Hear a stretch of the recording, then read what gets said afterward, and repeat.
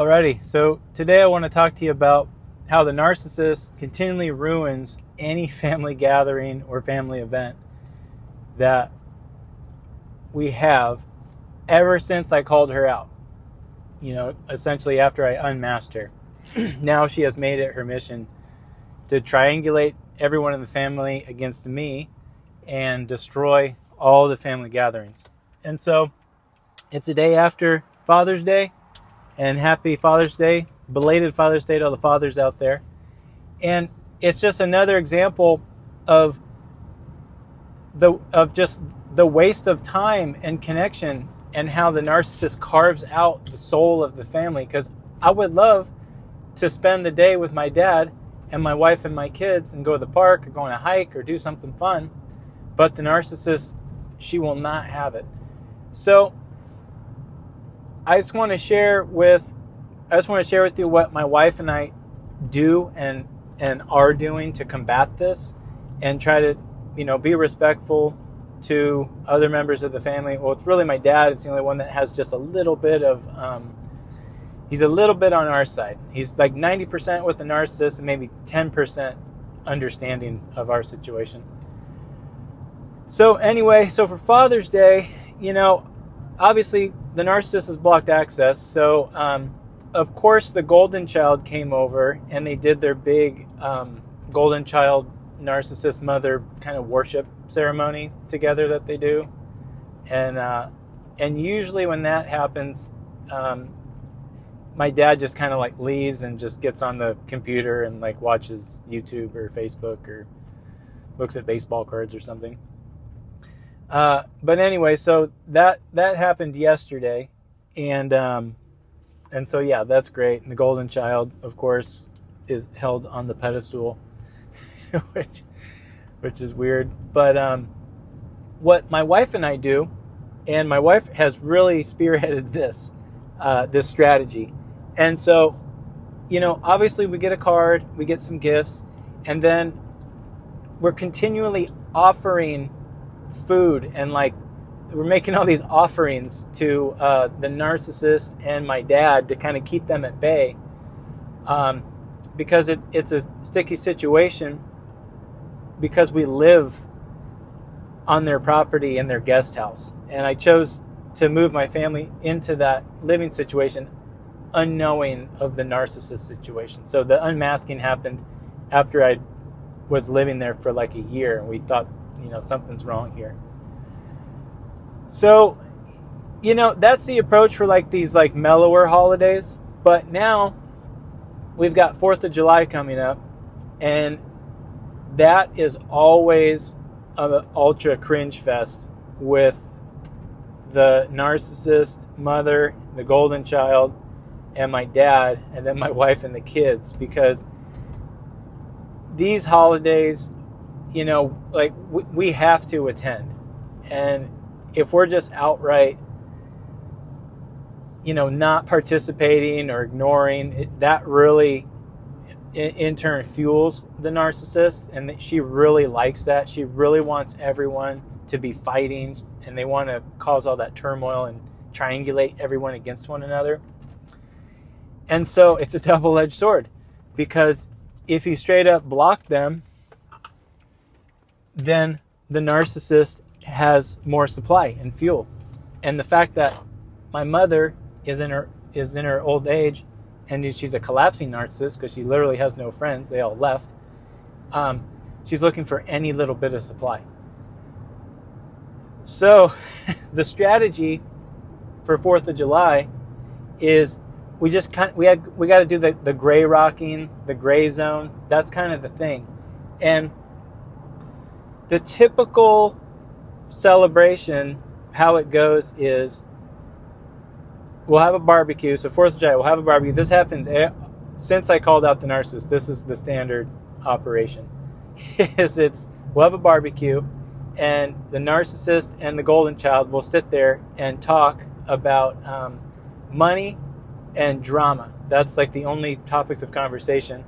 And then my dad will just kind of do the grill and listen to music and not really say much. And then my wife and I just chase the kids around because the kids are just like running all over the place. So we'll just focus on the children, and it's a good distraction where we don't really have to engage. But the narcissist will try to get some information, stir up some drama. A lot of it's just kind of low-level political stuff, how she hates Trump or whatever. So that's kind of the standard occurrence with those holidays. And the plan is for this one is we're just going to, show up, we'll bring some food and hang out, and I'm just going to let everything unfold. And then just keep in mind, number one is the narcissist is always looking for supply. And she's always looking to stir something up, cause some drama, and she really wants to try to get at me emotionally because she knows that she can press certain buttons. But really, if I can just let the golden child narcissist worshiping happen and just take all the time, because the other thing is like these things only go for about a half an hour, and then my parents shuttle my wife and the children and I off. They get rid of us, and then the narcissist and the golden child stay and visit for like a couple hours. And so luckily we don't have to be there for that long. But I do want to hang out with my dad, at least give him some good energy, because he is completely bonded to this narcissist, and she just wrecks him, man. She just like hammers him constantly, and he's just beaten down by her. And he is her big enabler, and enablers are guilty for what they do because they have the power to stand up and say no. Especially in these family gatherings, he could easily say, let's just make this normal and do something without the narcissist. But he won't ever do that because he's so bonded to her that I don't think he could fathom anything without her. So it's unfortunate. But we'll show up, he can hang out with the kids a little bit. They can give him a hug, just give him some good energy and just try to support him. And then, really just take that gray rock and keep everything real vague, and keep in mind how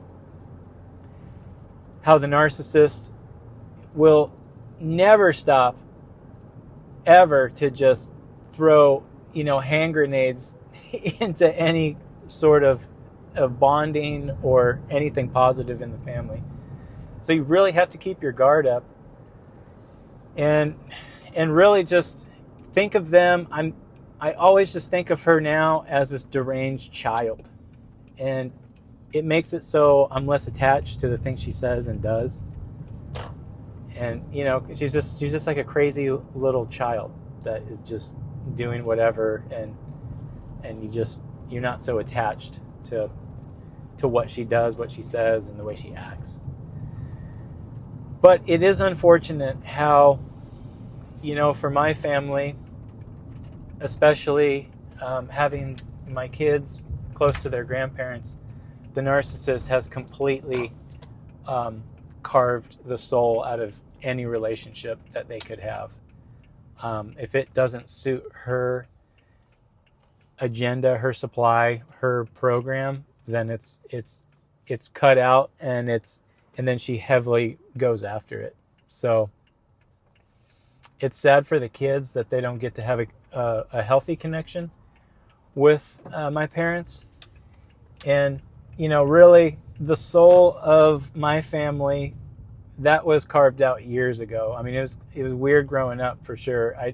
I was in it and I wasn't aware of it, but I definitely sensed that it was something wasn't right, because I saw other friends' families, and you're like questioning, well, why is my family so different? It's still a mom and dad and a couple kids, but I'd see my friends and they'd have me over for dinner, we'd hang out, and it was just so different. So anyway, I hope you guys can have a good holiday, and at least even if you just got to kind of retreat back into your family, like for 4th of July, well, actually, so this is what we're doing for Father's Day.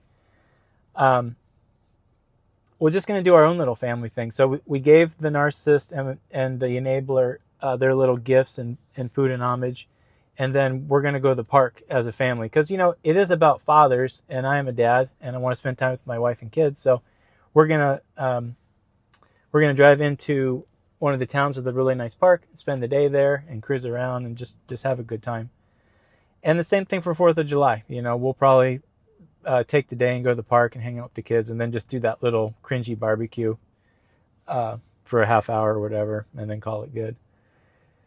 So yeah, I hope this helps. And I don't know, it's just really sad that there's only so much time that you get with your folks, and there's only so much time that the kids are little, and it's such a cool age when they're small and they're little kids, and I think that's the best for grandparents. But it is what it is, so we're just trying to make the best of it.